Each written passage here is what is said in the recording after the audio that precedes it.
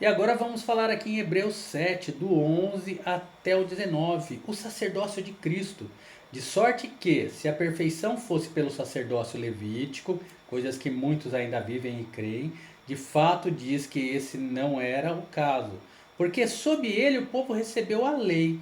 Isso revela o fato de que o sacerdócio levítico, que era uma parte da lei, foi mudado o que ele foi. Então a lei teve que ser mudada também.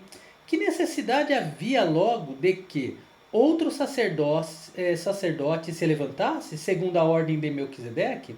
Uma vez que o sacerdócio levítico não levou nada à conclusão, não era meramente outro sacerdote que era necessário, mas outro sacerdote de um tipo totalmente diferente.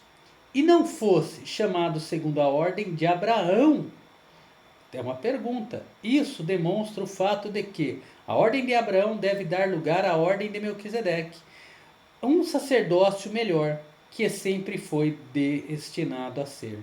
Porque, mudando-se o sacerdócio, refere-se à ordem sacerdotal de Arão já sendo anulada para dar lugar ao sacerdócio original que a precedeu, o que de fato havia predito isso.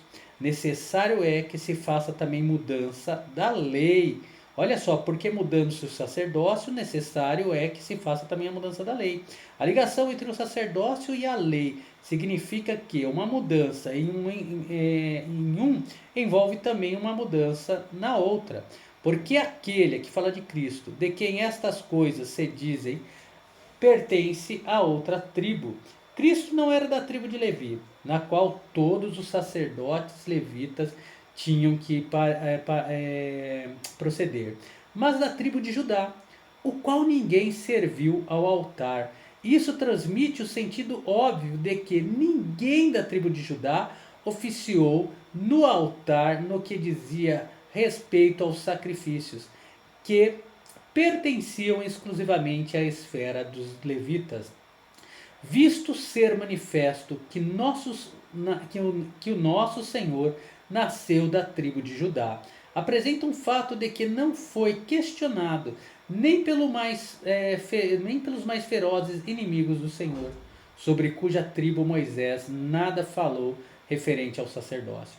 A tribo de Judá não tinha nada a ver com o sacerdócio o sacerdócio não tinha nada a ver com a tribo de Judá. E muito mais manifesto é ainda se a semelhança de Melquisedeque se levantar outro sacerdote. Algo claramente óbvio é que aqui se refere ao sacerdócio de Cristo. E quando se fala levantar outro sacerdote, refere-se à necessidade disso, de que Deus havia escolhido a Melquisedeque para ser o tipo de Cristo, o qual, aqui fala de nosso Senhor Jesus Cristo, foi feito um supremo sacerdote pelo seu sacrifício expiatório de si mesmo, não segundo a lei do mandamento carnal. A ideia é que o sacerdócio levítico era fraco e frágil por causa da fraqueza do homem do qual era feito, e por isso precisou de um substituto.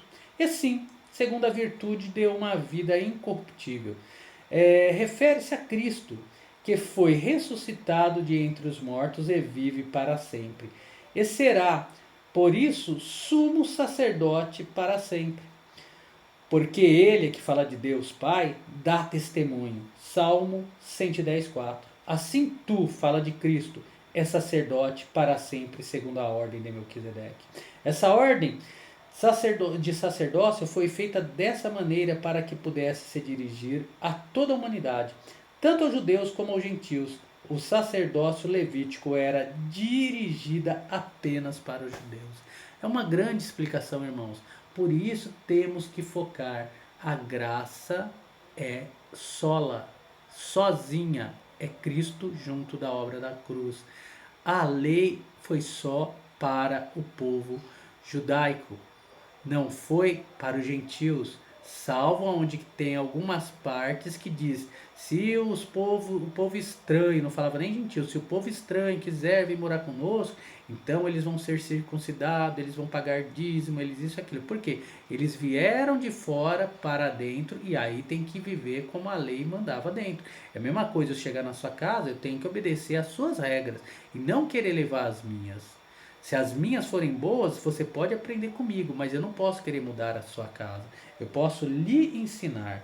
E também tem trechos da Bíblia que fala que o povo estrangeiro, o povo gentil, mesmo não tendo recebido a lei, tinha na sua mente, no seu interior, tais coisas eram pecados, eram erros e não deveria de ser cometido e não cometiam.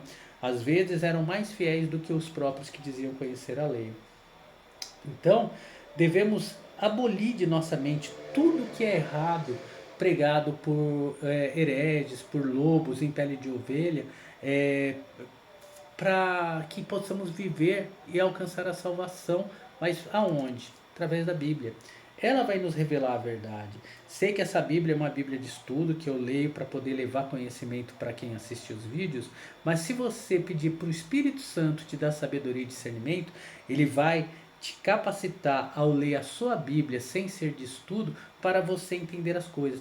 Basta ler pausadamente, com calma, com discernimento e pouco texto por dia, um capítulo por dia, não mais do que isso, para que você vai entrando através do agir do Espírito Santo no seu coração e na sua mente todo o conhecimento. Vamos dar continuidade aqui.